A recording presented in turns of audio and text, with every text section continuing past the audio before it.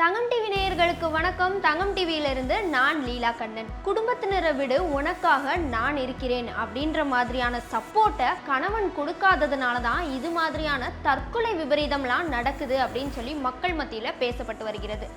கல்யாணம் ஆகி வெறும் 4 நாள்ல ஒரு பெண் தற்கொலை செஞ்சிருக்காங்க. இதற்கான காரணம் என்ன, இந்த வழக்குடைய பின்னணி என்ன அப்படின்றத தெரிஞ்சுக்க வீடியோவை தொடர்ந்து பாருங்க. வாங்க வீடியோக்குள்ள போகலாம். அதாவது திருப்பூர்ல இருக்கக்கூடிய ரித்தன்யா அவர்கள் திருமணம் செஞ்சு இன்னும் அந்த சம்பவத்திலிருந்து யாருமே மீண்டு வராத ஒரு நிலையில அதே மாதிரியான ஒரு சம்பவம் திருவள்ளூர்ல நடந்திருக்கு.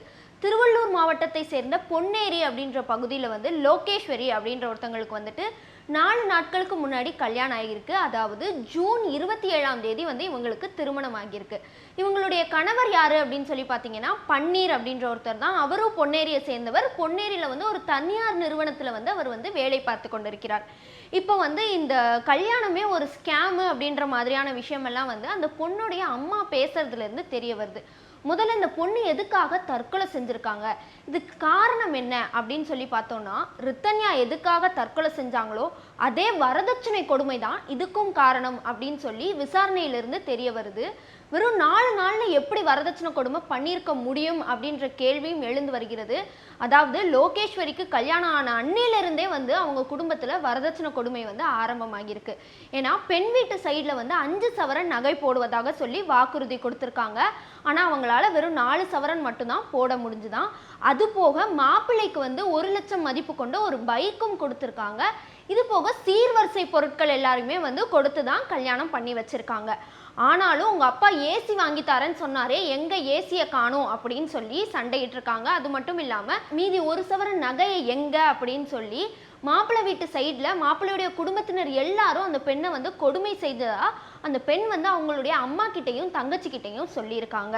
இந்த நேரத்தில் 4 நாள் கழித்து மறு வீட்டிற்காக அவங்களுடைய அம்மா வீட்டுக்கு வந்தப்பவும் இதே மாதிரியான ஒரு வாக்குவாதம் போயிருக்கு அந்த பொண்ணுக்கும் மாப்பிள்ளைக்கும் நடுவில்.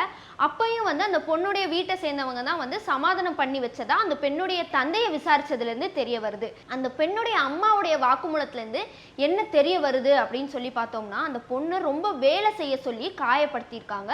அது மட்டும் இல்லாமல் காலையில் எந்திரிச்ச உடனே துணி துவைக்கணும், உடனடியாக பாத்திரம் கழுவணும், நீ சோஃபால உட்காரக்கூடாது, இந்த மாதிரியெல்லாம் சொல்லி பயங்கரமாக காயப்படுத்தியிருக்காங்க. வீட்டுடைய மூத்த மருமகள் 12 சவரன் நகை போட்டு திருமணமாகி வந்தா, நீ வெறும் 4 சவரன் தான் கொண்டு வந்திருக்க, நீ ஒன்றும் இல்லாத வீட்டிலேருந்து வந்தவன்ற மாதிரியான வார்த்தைகளையும் சொல்லி மேலும் மேலும் அந்த பெண்ணை காயப்படுத்தியிருக்காங்க. மறு வீட்டிற்காக சென்ற இடத்துல வாக்குவாதம் உண்டாகியிருக்கு. பாத்ரூம் போயிட்டு வரேன் அப்படின்னு சொல்லிட்டு போனவங்களை ரொம்ப நேரமாக காணும் அப்படின்றதுனால லோகேஸ்வரியோடைய தந்தைக்கு ஒரு சின்ன சந்தேகம் எழுந்து கதவை தட்டியிருக்காரு. பாத்ரூம்ல இருந்து எந்த ஒரு பதிலும் வராததுனால பயந்து போய் அந்த கதவை உடைச்சிட்டு உள்ள போய் பார்த்தா அங்க லோகேஸ்வரி தூக்கிட்ட நிலையில இருந்திருக்காங்க.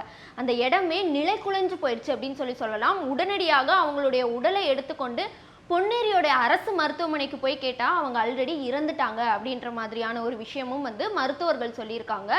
இப்போ அந்த பெண்ணுடைய அம்மா நாங்கள் தங்கமான பையன் நினச்சி தான் கல்யாணம் பண்ணி கொடுத்தோம், இந்த விஷயம் ஒரு ஸ்கேம்னு சொன்னல. எந்த மாதிரி ஸ்கேம் பண்ணியிருக்காங்கன்னா, அந்த பையனுக்கு 37 வயசு ஆகியிருக்கு. ஆனால் அந்த பொண்ணு வீட்டில் 32 வயசு அப்படின்னு சொல்லி வயசை கூட மறைச்சு தான் கல்யாணம் பண்ணியிருக்காங்க. கடந்த ஒரு சில நாட்களாகவே தமிழ்நாட்டில் வரதட்சணை கொடுமை ரொம்பவே அதிகரிச்சுட்டு வருது. அது மட்டும் இல்லாமல் இதுக்கு காரணமாக பெண்களும் தங்களுடைய உயிரை மாய்த்து கொண்டு வருகிறார்கள். ரித்தன்யாவுடைய கேஸே இன்னும் முடியல, அதுக்கே இன்னும் ஒரு முடிவு கிடைக்கல. இந்த நிலையில அடுத்தபடியா உடனே லோகேஸ்வரி அப்படின்ற ஒருத்தங்க தற்கொலை செஞ்சிருக்காங்க. அது மட்டும் இல்லாம லோகேஸ்வரியோட சம்பவத்துல அவங்களுடைய நாத்தனார் தலைமறைவு ஆயிட்டாங்க அப்படின்ற மாதிரியான ஒரு விஷயமும் வெளியாகியிருக்கு. இது வேற ஏதாவது காரணமா இருக்குமோ அப்படின்னு சொல்லி ஒரு சந்தேகத்தை எழுப்பி இருக்குது அப்படின்னு கூட சொல்லலாம்.